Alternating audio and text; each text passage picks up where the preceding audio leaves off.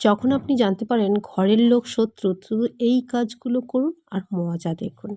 Number 1, তার সব কথায় উত্তর দিতে যাবেন না। পারলে চুপ থাকুন। যতটা পারবেন, মানে যতটা না উত্তর দিলে নয় সেটুকু দিন। নাম্বার 2, কোনো মতে তার সঙ্গে তর্ক বিবাদে যাবেন না। সে যে পরিস্থিতি হোক না কেন। সে কিন্তু চায় আপনি উত্তেজিত হয়ে খারাপ কথা বলুন আর সবার কাছে সবথেকে বেশি দোষী হয়ে যান। তাই জন্য যতটা পারবেন সবসময় চুপ থাকবেন।